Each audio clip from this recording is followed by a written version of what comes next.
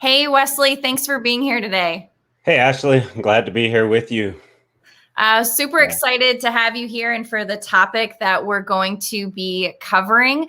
So, before we dive into that, tell us a little bit about your church planting story. Yeah.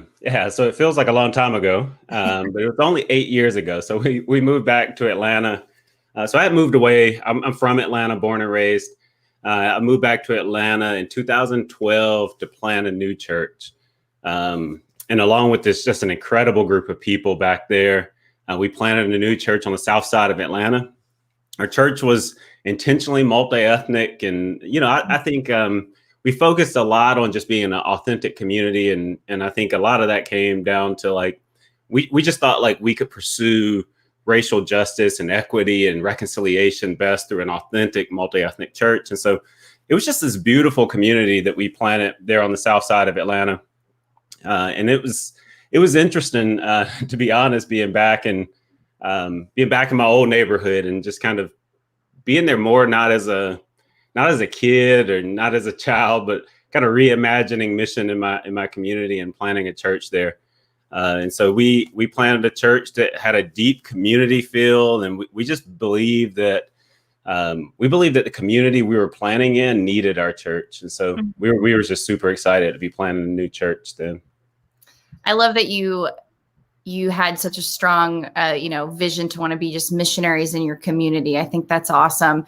Tell me a little bit about, as you were planting this church, what did you learn, from a financial side of things doing this?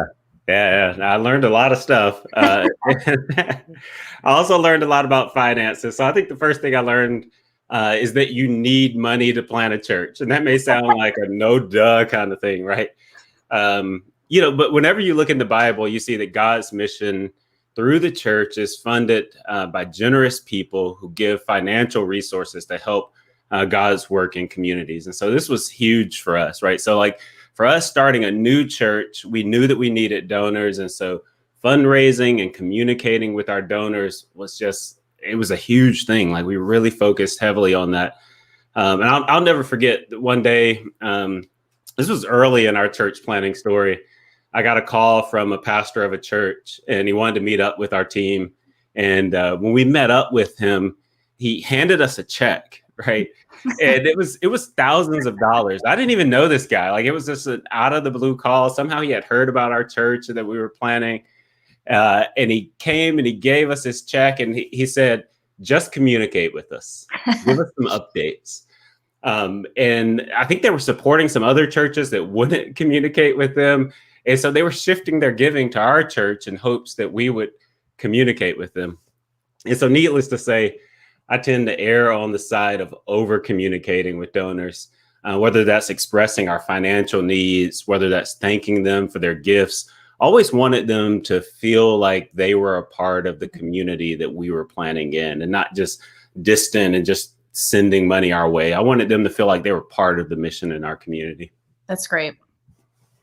Yeah. The second thing I think I learned is that you don't need a lot of money to plant a church, right? So like I said, you need money to plant a church, but you don't need a lot of money.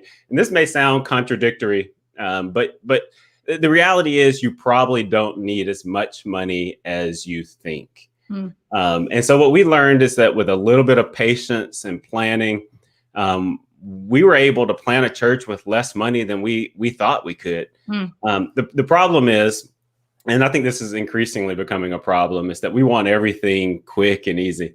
Like you think about Amazon Prime and same day delivery, streaming services, all these different things. Like we want everything today, right now. We want to go online. We want to order it. We want to see the number of days that we have to wait before it arrives.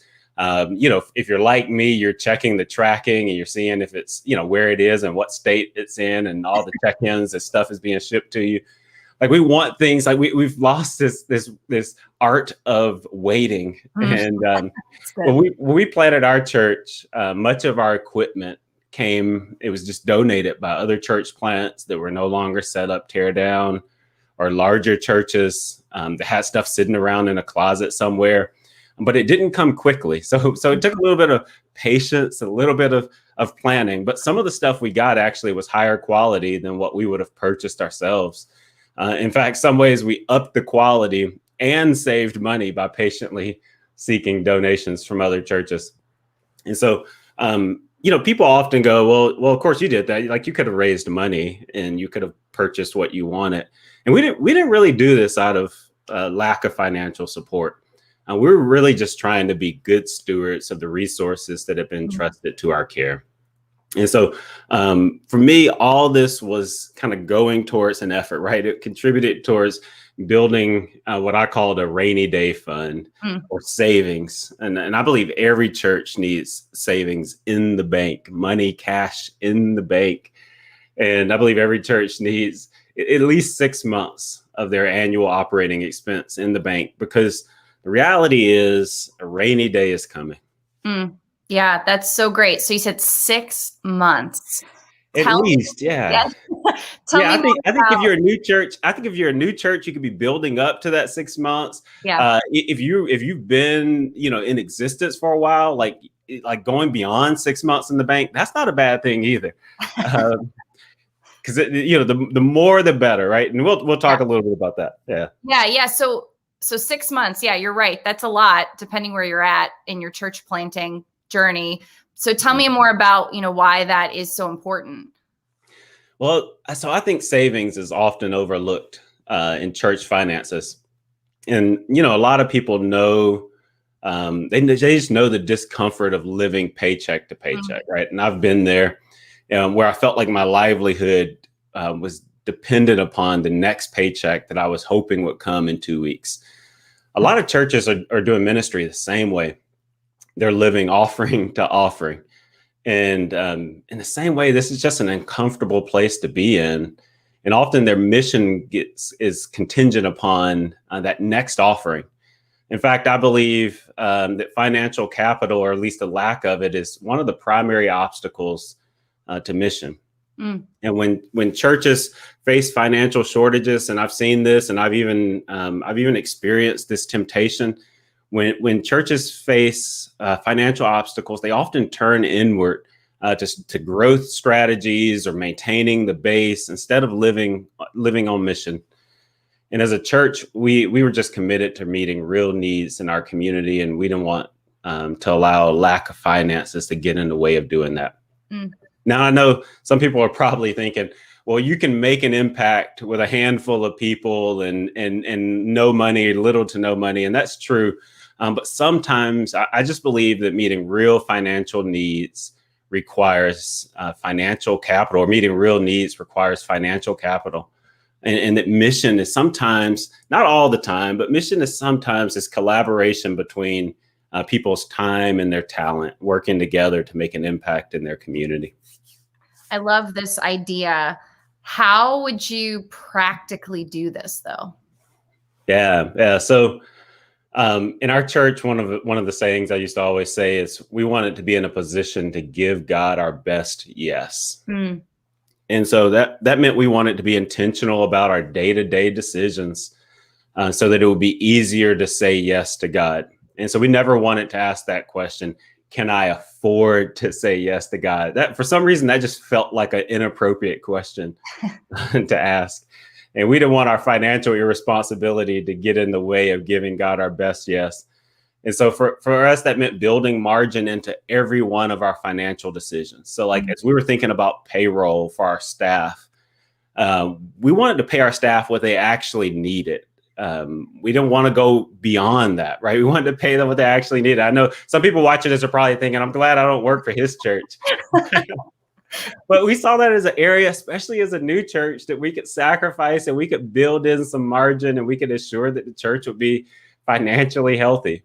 When it came to equipment costs, same thing, right? We didn't have to spend the max of what we could afford. Now, we could look at the bank and the budget and we could see what we could afford. But we didn't have to spend that. Like, we could build in some margin there.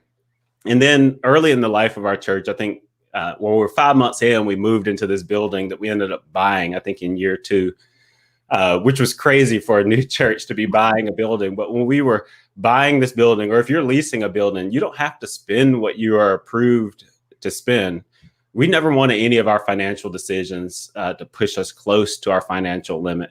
And so for us, we stretched ourselves. So I don't want you to hear me saying like have a small vision or don't stretch yourselves, or that we didn't lack faith in any way. In fact, when our church purchased the building, we stretched ourselves. We raised money for a down payment, but we also raised money to go into a savings account that will be used for like building maintenance and repair. We built in some margin into our building campaign. I used to tell our team all the time, like our church that we bought had 7 air conditioners, 7 air conditioners in Georgia with hot and humid summers. And you could count on at least every summer, one of them was going to require some money. So every step along the way, we were thinking about how we could build in our savings so that we could give God our best yes. That's really great. So this concept of the rainy day fund is genius, but the reality is like, it's probably hard to think that way, and it's going to rain, like you said. So tell us about a time where it did rain. Yeah. So I could tell you many stories, whether it was kind of a sprinkle or a downpour. There was one that I remember in particular. It was just a particularly tight season financially. We had several significant givers, larger givers who passed away. We had a couple that moved away, and we had another couple that just left the church that they were significant givers as well. And immediately things got tight financially, right? We could see this affected in our finances. Thousands of dollars every month less in our giving. And about halfway through the year, I think we were almost $30,000 in the hole. Now we typically had trends in our giving, and so giving would go down and then it would go up, and you could kind of count on these would be predictable. But that year we didn't have a increase and a decrease in our giving. We only had decrease, like it only went down the entire year. And we started having these internal conversations about our finances and what we could do. But here's the thing, like, we didn't panic, and I didn't have to lead out of a place of fear because we had savings in the bank. And I reflect on that time, and yeah, there was thinking in the back of my head of like, wow, like how is this going to work out, and how are we going to work this out financially? But we didn't sacrifice our mission, right? Because we had savings in the bank, and we were able to develop a plan for stabilizing the church financially without sacrificing our mission. And this was largely because we had some rainy day money, some savings in the bank that we, in a financially hard space, right, that we could continue the same mission, serving our community in the same way, and not have to turn inwardly to church growth or maintaining our base strategies. And I think these things, they show up sometimes in subtle ways in our leadership. And I just want it to like be free to lead towards the vision that God gave me and not to have to worry about finances. I love that you said you were able to do this without sacrificing your mission. I think that's so great. And I love how intentional you guys were in every single decision that you made. Thank you so much for sharing your story today and for the lasting impact you have helped your church just continue to make. I love this. Thank you. Thank you. It's been awesome to be with you. And I just want to say, like, bookkeepers are incredible. If I could say that, like, bookkeepers are amazing. Like, sometimes I think in the church, we reduce ministry to like people that wear the title pastor. Like, bookkeepers are pastors and ministers, and they serve the church in ways that are often overlooked and not thanked enough. So I say thank you to you and your team. Thank you so much. Wesley, this has been incredible. Thank you so much for your time. And thanks, guys, for tuning in. All right. Good to be with y'all.